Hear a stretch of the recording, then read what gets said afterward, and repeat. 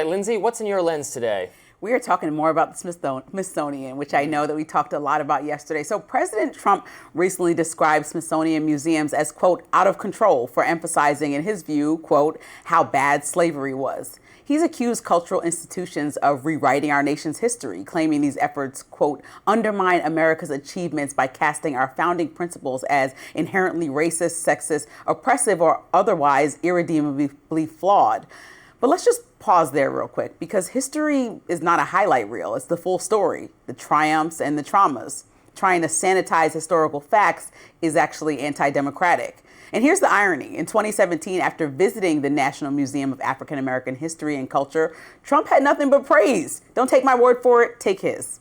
It's a great honor to be here. This was some beautiful morning, and what a job they've done, like few others have been able to do.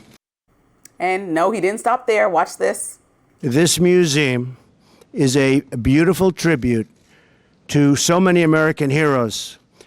Heroes like Sojourner Truth, Harriet Tubman, Frederick Douglass, Booker T. Washington, Rosa Parks, the Greensboro students, and the African American Medal of Honor recipients, among so many other really incredible heroes. It's amazing to see. We did a pretty comprehensive tour, but not comprehensive enough. So, Lonnie, I'll be back. He's going to be back. Wait, there's more. This tour was a meaningful reminder of why we have to fight bigotry, intolerance, and hatred in all of its very ugly forms.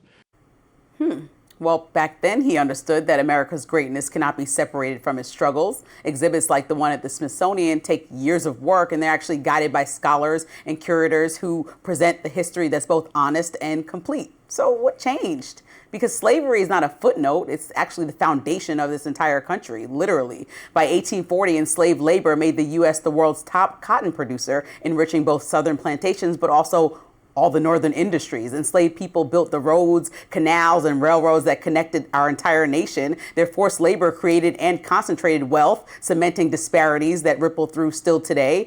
But some people still say, that was so long ago. What does that have to do with me today? Well, everything. Because slavery denied black families the chance to build and accumulate wealth. Meanwhile, white families benefited from programs like the Homestead Act and the GI Bill, which were not equally applied to black Americans. Wealth, like trauma, passes down. That's why today the average black household has less than 1/5 of the wealth of a white household. And practices like redlining and unequal access to capital continue to keep that gap nice and wide. So we can hold two truths at once. America is a place of immense opportunity, and America is still living in the long shadow of slavery, Jim Crow, and systemic racism. To ignore that reality isn't patriotism, it's just denial.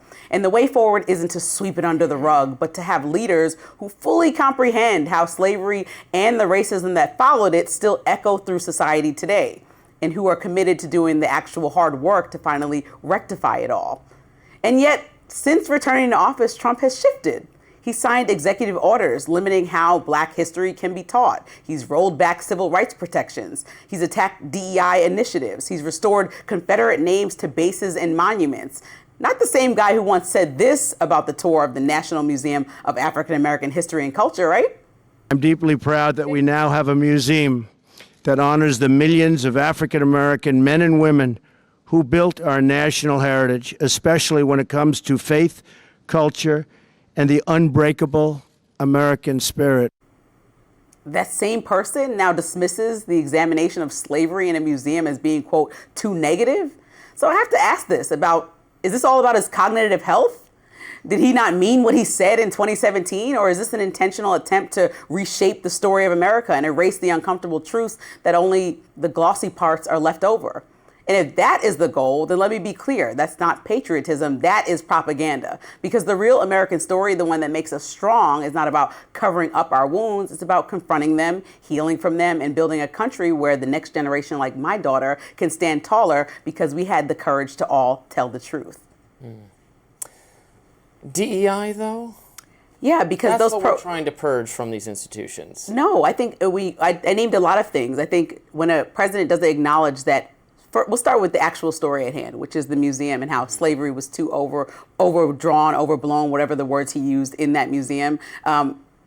Saying that what he said in 2017 and coming back with this now makes absolutely no sense. Either you were moved then or you were a liar then. Which one was it? And so his actions as of late, like restoring Confederate monuments, trying to get rid of curriculums and programs and school books that teach about, Black history in different ways that he doesn't like. It's not an objective response, right? We need to understand and learn some of this trauma to experience how this resilience came about, resilience. And when we talk about the civil rights movement, that doesn't happen without slavery. We don't need a civil rights movement unless we had slavery. We don't have systemic racism and then a civil rights movement, right? It's all connected. Like nothing happens. We don't have a Black president and the triumph in that moment without experiencing all that this country's been through. We don't have wealth in this country without building it on the foundation of slavery. So when we talk about all that he's doing to try to act like we're past that or so far past the point where systemic racism still affects us, which is why we need diversity, equity, and inclusion, because people were excluded largely out of these good old boys clubs based on systemic principles.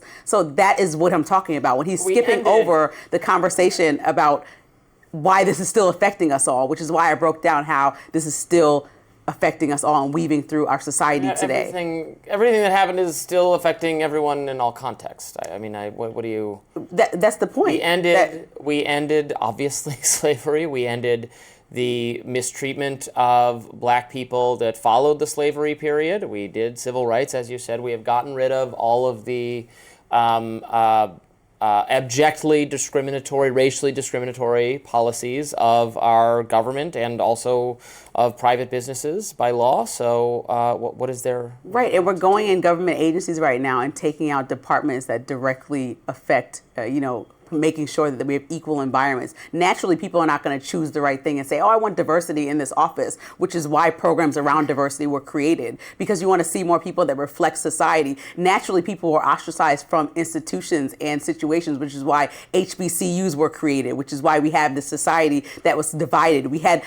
Separatism wasn't that long ago. It's still, grew up in Long Island. It's still extremely segregated. And so we still are growing past some of our pains, which is the country we aim to be, the country we strive to be in our Constitution is somewhere where everyone's treated equally, but there's still multiple ways where people aren't. My parents tried to get a loan for their house and were denied by multiple banks. I'm not sure what your parents' experience were, but simply they couldn't fathom anything else besides they were two people of color because they had incomes, jobs. They broke this story down to me. So that was not that long ago. That's so illegal. What I'm saying is... But that's illegal now. But it happens often. Trump discriminated in his housing practices. It happens often and in our lifetime, which is what I'm saying. We need to rectify this, and we need a president that understands that we still have many ways that we need to rectify this. My friend, Steven Pinker, who's a professor at Harvard University, writes a lot of great books, said recently, I thought this was a great line, that, I support diversity, equity, and inclusion, but much like the Holy Roman Empire that was neither holy nor Roman nor an empire, it involves neither diversity, equity, or inclusion, as instead just a kind of thought police to punish people who disagree with you, particularly in the academic context. In the business context, in the educational context, I usually see it as seminars that have a political agenda. It's not about of course we all want diversity, we want more people to feel included. It's about having fewer people feel included in practice. And about just doing discriminatory, exactly what you're complaining about, discriminatory hiring and admissions processes. No, I don't think so. I think it's about equaling the playing field. And the equity part is the biggest part of that conversation. And everybody who doesn't understand that, we don't have a lot of time, should look up what equity actually means. And then they would understand what we're asking for, not to take a spot. It means white and Asian people are No, it doesn't. likely It to means get that admitted. No, it doesn't. It means that they're starting from the same beginning, and so that they can match up with opportunities. It means given the same resources, we can all move forward in the same way and achieve the American dream in the same way. People aren't exactly equal. Yeah, but that's why pulling people up who didn't have the opportunity to access some of the resource and putting them in places like colleges and institutions will provide them the same opportunity for the American dream based on systemic reasons why they weren't able to get there in the first place. This is what I'm saying, why equity is important, because everybody is not on the same playing field, right? You lost me. Okay, New York City Mayor Eric Adams' campaign aide had a salty snack and a surprise from one reporter. We'll discuss all the details next. Stay with us.